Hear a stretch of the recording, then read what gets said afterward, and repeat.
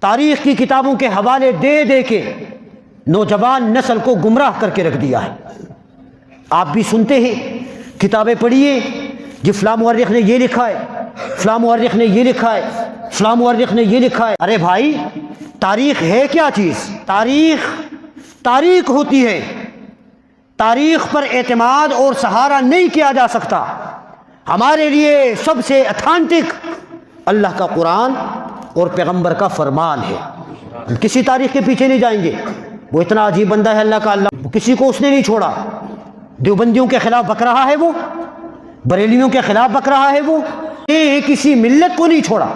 بڑا عالم خود کو سمجھ رہا ہے، مفتی سمجھ رہا ہے، انجینئر ہے۔ ارے بھائی، انجینئروں کا کام ہوتا کیا ہے؟ یہ میدان تمہارا نہیں ہے، یہ ان لوگوں کا میدان ہے کہ جس نے زندگیاں کھپائی ہے، جس نے زندگیاں کھپا کر یہ چیز حاصل کی ہے۔ وہ صحابہ کی ساری ہسٹری کو تاریخ کی نظر کر دیتا ہے۔ فلاں یہ ایک سوال ہے، انجینئر مرزا جہلمی کے بارے میں کیا رائے؟ دیکھو بھائی،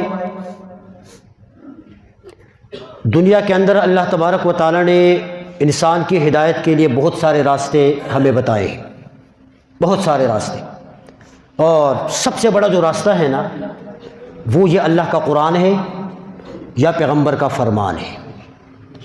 اللہ کے قرآن پر عمل کرو، پیغمبر کے فرمان پر عمل کرو، اس سے آگے کامیابی کے لیے کوئی دوسرا تیسرا راستہ نہیں۔ لیکن یہاں پر قیامت یہ ہے کہ ہر صبح جب ہم اٹھتے ہیں نا، کسی نہ کسی نئے فتنے کی آوازیں ہمارے کانوں میں گونج رہی ہوتی ہیں۔ یہ سوشل میڈیا کا دور ہے۔ یہ جو میرے پاس سوال آیا ہے، آپ لوگ جانتے ہیں نا اسلام کو؟ جانتے نہیں جانتے؟ جو لوگ سوشل میڈیا کو یوز کرتے ہیں انہیں پتہ ہے، وہ جانتے ہیں سب۔ ہم کیا کہیں؟ اتنا میں پیغام آپ حضرات کو دے رہا ہوں کہ خدا کا واسطہ، جو یہ میری نوجوان نسل ہے، اس قوم کے جو جوان ہیں، وہ قرآن کو، حدیث کو اور اپنے علماء کو فالو کر کے اس پر عمل کریں۔ یہ نیٹ کی مصیبت ہمارے لیے نہ قرآن ہے اور نہ ہمارے لیے یہ حدیث ہے۔ لیکن آج کل جس کو دیکھو نیٹ کے اوپر لگا ہوا ہے، مفتی بھی نیٹ ہے، مولوی بھی گوگل ہے، آپ کو ساری چیزیں مل جاتی ہیں۔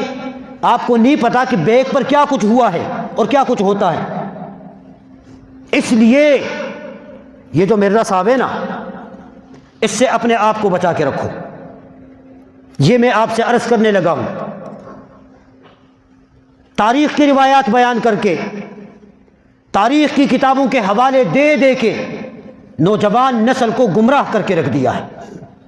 آپ بھی سنتے ہیں، کتابیں پڑھیے، جی فلاں مورخ نے یہ لکھا ہے، فلاں مورخ نے یہ لکھا ہے، فلاں مورخ نے یہ لکھا ہے، فلاں کتاب نے یہ لکھا ہے، فلاں کتاب نے، یہی چیز ہوتی ہے۔ ارے بھائی، تاریخ ہے کیا چیز؟ تاریخ ہوتی ہے، تاریخ پر اعتماد اور سہارا نہیں کیا جا سکتا۔ ہمارے لیے سب سے اتھینٹک اللہ کا قرآن اور پیغمبر کا فرمان ہے۔ ہم کسی تاریخ کے پیچھے نہیں جائیں گے۔ وہ اتنا عجیب بندہ ہے اللہ کا، اللہ انہیں ہدایت دے، اللہ انہیں ہدایت دے۔ وہ کسی کو اس نے نہیں چھوڑا۔ دیوبندیوں کے خلاف بک رہا ہے وہ، بریلیوں کے خلاف بک رہا ہے وہ، اہل حدیثوں کے خلاف بکا ہوا ہے، شیعوں کے خلاف بک رہا ہے۔ اس نے کسی ملت کو نہیں چھوڑا۔ بڑا عالم خود کو سمجھ رہا ہے، مفتی سمجھ رہا ہے، انجینئر ہے۔ ارے بھائی، انجینئروں کا کام ہوتا کیا ہے؟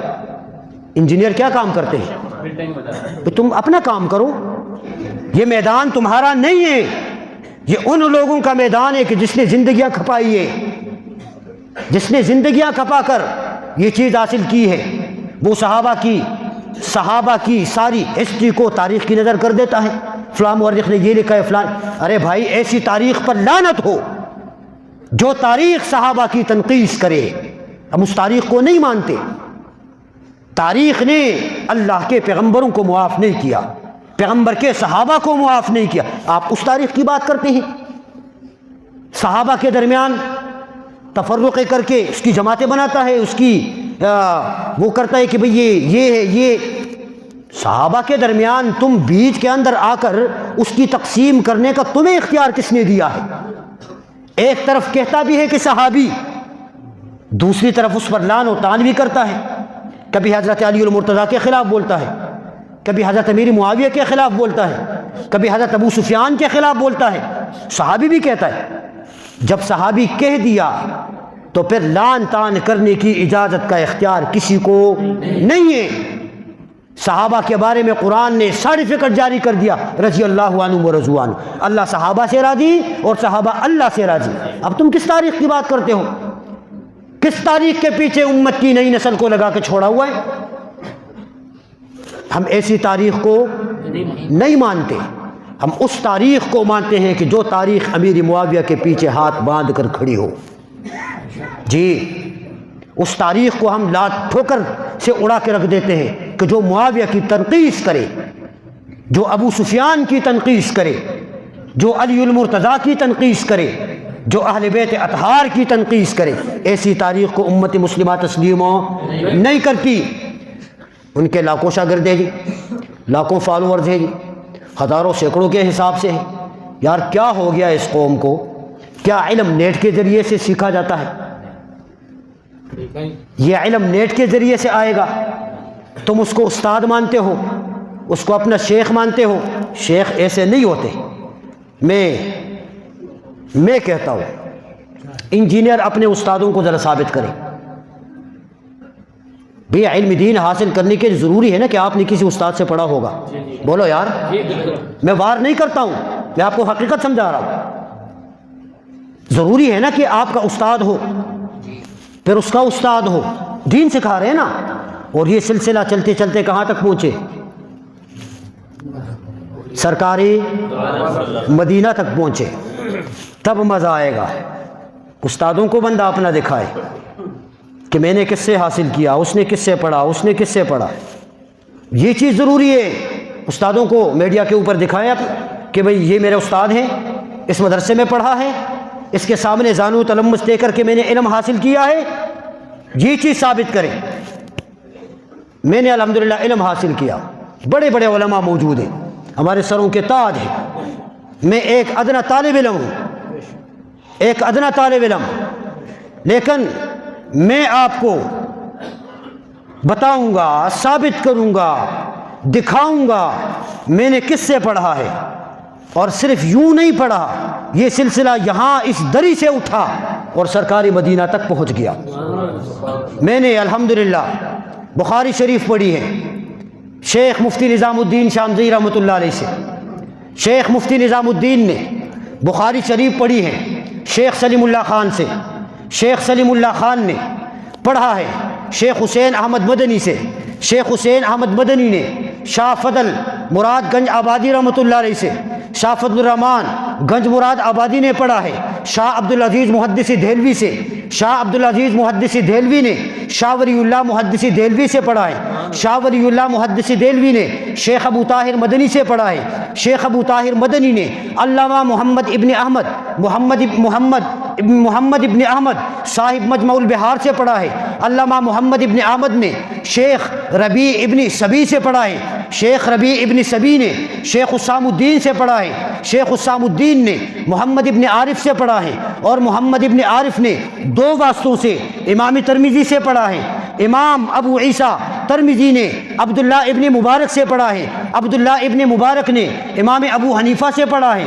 امام ابو حنیفہ نے شیخ حماد سے پڑھا ہے۔ شیخ حماد نے صحابی رسول انس ابن مالک سے پڑھا ہے، اور انس ابن مالک نے صحابی رسول عبداللہ ابن مسعود سے پڑھا ہے، اور عبداللہ ابن مسعود نے محمد الرسول اللہ سے پڑھا ہے۔ یہ 18 واسطوں سے میری بخاری کی سند پیغمبر پاک تک پہنچ رہی ہے۔ میں نے پڑھا ہے، میرے پاس سند موجود ہے۔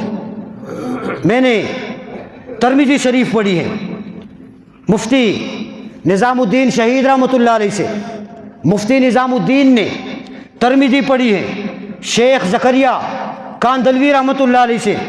شیخ زکریا نے شیخ خلیل احمد سہارنپوری سے، اور شیخ خلیل احمد سہارنپوری نے شاہ عبد الغنی مجددی سے، شاہ عبد الغنی مجددی نے شاہ اسحاق دہلوی سے، شاہ اسحاق دہلوی نے شاہ عبد العزیز محدث دہلوی سے، شاہ عبد العزیز محدث دہلوی نے امام الہند شاہ ولی اللہ رحمۃ اللہ علیہ سے، شاہ ولی اللہ نے شیخ ابو طاہر مدنی سے، شیخ ابو طاہر مدنی نے محمد ابن احمد سے، محمد ابن احمد نے علامہ ربیع سے، علامہ ربیع نے شیخ اسام الدین سے، شیخ اسام الدین نے محمد عارف سے، محمد عارف نے ابو عیسیٰ ترمذی سے، ابو عیسیٰ ترمذی نے عبداللہ ابن مبارک سے، عبداللہ ابن مبارک نے امام ابو حنیفہ سے، امام ابو حنیفہ نے شیخ حماد سے، شیخ حماد نے صحابی رسول انس ابن مالک سے، انس ابن مالک نے صحابی رسول عبداللہ ابن مسعود سے، اور عبداللہ ابن مسعود نے محمد الرسول اللہ سے پڑھا ہے۔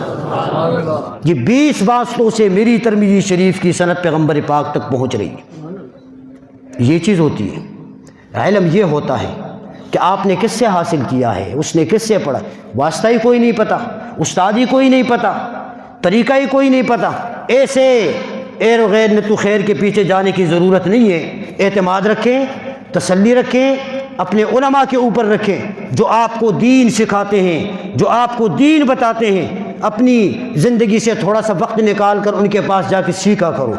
طلاق کے مسائل ہیں، نکاح کے مسائل ہیں، زکوٰۃ کے مسائل ہیں، نماز کے مسائل، یہ ساری چیزیں سیکھیں گے انشاءاللہ، نہیں سیکھیں گے۔ اللہ پاک عمل کرنے کی توفیق